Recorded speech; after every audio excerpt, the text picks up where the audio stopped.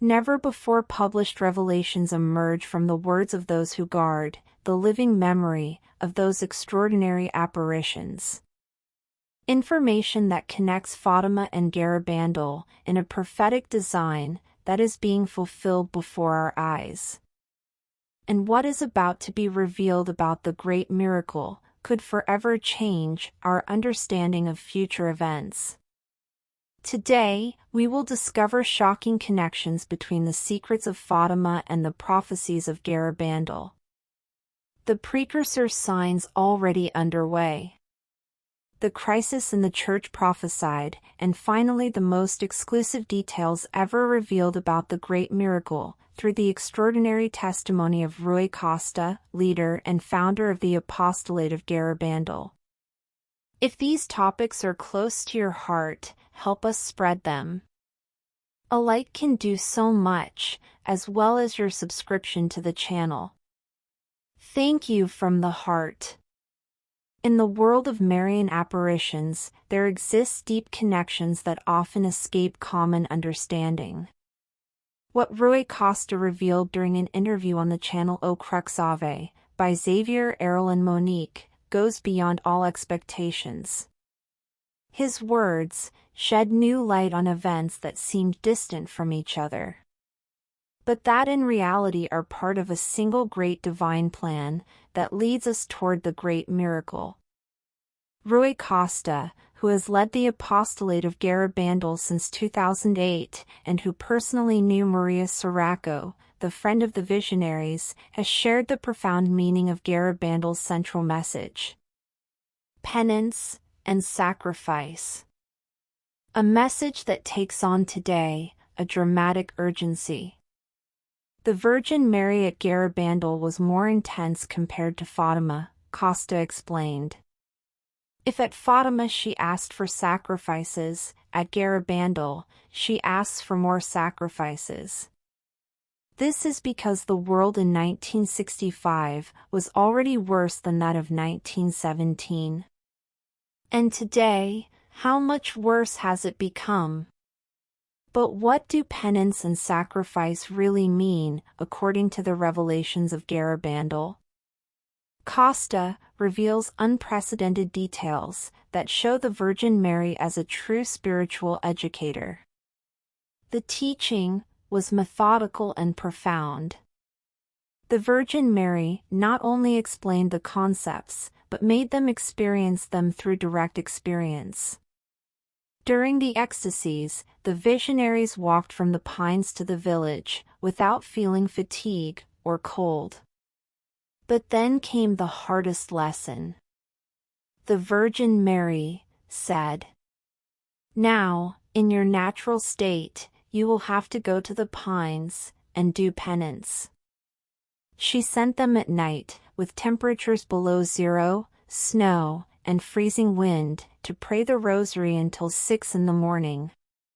They returned home, slept only 2 hours, and then went to work in the fields with their families. The contrast was dramatic and intentional. Only this way could they truly understand the meaning of sacrifice, to transmit it to others. If they had not personally experienced what it means to renounce comfort for love of God, how could they have taught it to the world? The Virgin Mary taught that even the smallest gestures have infinite value in God's eyes. In the last apparition of November 13, 1965, Conchita had chewing gum in her mouth. The Virgin Mary told her, "Why don't you remove the gum and offer it as a sacrifice?" This demonstrates that God appreciates even the simplest renunciations, if done with love.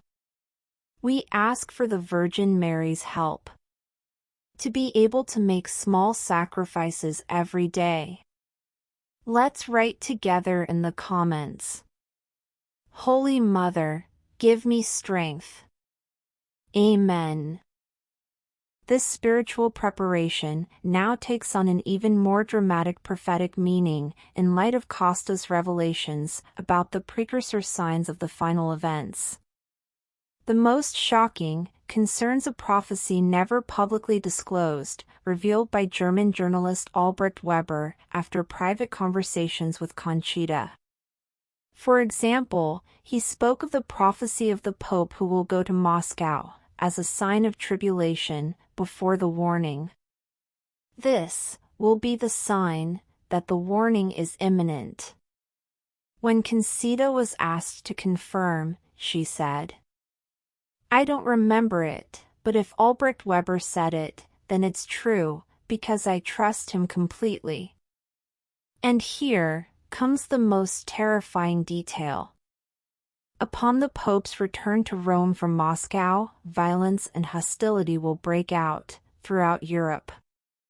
Europe will enter a phase of unprecedented tribulation. But there is another crucial sign that Costa reveals. The prophesied synod as a precursor to the warning. According to the revelations of Garabandal, before the warning, there would have been a synod. I believe that this synod has already taken place. It is the synod on synodality. This means that the warning could be much closer than we think. But the most shocking connection emerges from the connection between Fatima and Garabandal. The Virgin Mary, as a heavenly mother, never gives up for the salvation of her children. When the secret of Fatima was not opened in 1960 as requested, she decided to appear at Garabandal in 1961 to repeat and update the same message of salvation. Costa showed during the interview the official book of Sister Lucia's Revelations, purchasable at the Fatima Sanctuary, where one reads a part of the secret never completely disclosed. Lucia describes a terrifying vision that the Church has never wanted to make public in its entirety. Lucia's words are apocalyptic. "I saw the tip of the spear, like a flame that springs forth, touches the earth's axis. It trembles. Mountains, cities, towns and villages with their inhabitants are buried. The sea, rivers and clouds leave their boundaries, overflowing and dragging away in a vortex countless houses and people." But the most disturbing revelation concerns precisely Garabandal. Costa shares for the first time a prophecy that has terrifying implications. "I heard it said, some years ago, that from Garabandal, in the future, it will be possible to see the sea." To understand the scope of this statement, one must know that currently from the mountains of Garabandal, located 600 meters above sea level, the Atlantic Ocean is absolutely not visible. If this prophecy were to come true, Costa explains, showing the mountainous landscape behind him, it would mean that something catastrophic has happened to the geography of the region. We are talking about an upheaval of the Earth's axis. The link between the two apparitions becomes evident also in the message of June 18, 1965 at Garabandal, where the Virgin Mary warns with words that today sound prophetic. "At the beginning the chalice was filling up. Now it overflows. Many bishops and many priests are on the road to perdition and are leading many souls with them." Costa explains. The second message of Garabandal spoke of apostasy in the Church already in 1965. What we see today tragically confirms this prophecy. Costa provides unprecedented details about the current situation of the four visionaries, who live in absolute discretion. 3 live in the United States. Conchita, Jacinta and Mari Loli, although the latter died in 2009. Mari Cruz remained in Spain, in the region of Asturias, not far from Garabandal. Their current discretion has a profound spiritual meaning. Jacinta returns to Garabandal every summer, from the end of June to the end of September. When you meet her, she always tells you the same thing. Rui, you must fulfill the message, have a good conversion, and be faithful. For her, the most important thing is to witness with daily life, not with media or public appearances. It is in this apocalyptic context that the extraordinary mission entrusted to Conchita Gonzalez is inserted. Conchita's main mission is precisely that of the great miracle. Costa has obtained information never published before through private letters from Father Lafeneur, a French priest very close to Conchita. Now, we know exactly what will happen during the miracle. The great miracle will last exactly 15 minutes. It will occur on a Thursday evening, between April 8th and 18th, at 8 p.m. at Garabandal and in the surrounding mountains. But it will not just be a spectacular event, Costa explains.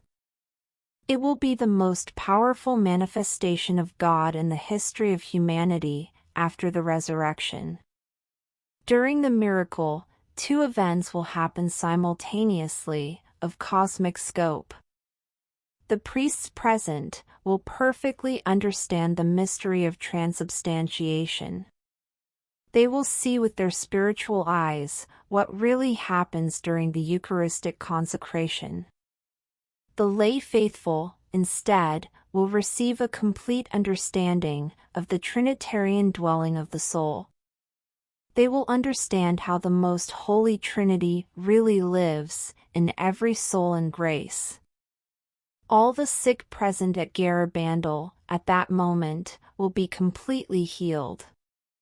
Not a partial or symbolic healing, but the total and instantaneous healing of every illness, every handicap, every physical suffering. After the miracle, a permanent sign will remain that will forever testify to the divine intervention. On the Hill of the Pines, a column of fire visible to all will appear, similar to the one that guided the people of Israel in the desert. It will be the permanent sign that God has left for those who could not witness the miracle. Conchita's mission takes on cosmic dimensions in this divine plan. God has given her the mission to live her entire life in sacrifice and penance, to be the intercessor, through whom the miracle will be realized. The miracle depends fundamentally on her spiritual efforts throughout her existence. It is a responsibility that goes beyond any human understanding. Conchita's most crucial task then concerns the announcement. She must announce to the world the exact date of the miracle 8 days in advance. It is not necessary that she be physically present during the event. Her mission is not to appear on media or make public statements, but to live and pray in daily life, especially for priests. The miracle will be profoundly linked to the Eucharist in all its aspects, he affirms. It is not a coincidence that the pines of Garabandal were originally planted in honor of the first communion of the village children, including Conchita's family. The Eucharist has always been at the center of Garabandal, from the small Eucharistic miracle of July 18, 1962, to the final great miracle. A worrying aspect emerges regarding participation in the miracle. It is expected that very few people will be present at Garabandal that day. We don't know exactly why, but there could be geopolitical, technological obstacles or natural catastrophes that will prevent access. It will perhaps be a spiritual selection. Only those who are truly prepared and in a state of grace will be able to be admitted to this event. But Costa launches an urgent warning that should make every person of faith reflect. We must not wait for the great signs to convert. Many people say, "When the warning comes, then I will convert. When I see the miracle, then I will believe." But it could be too late.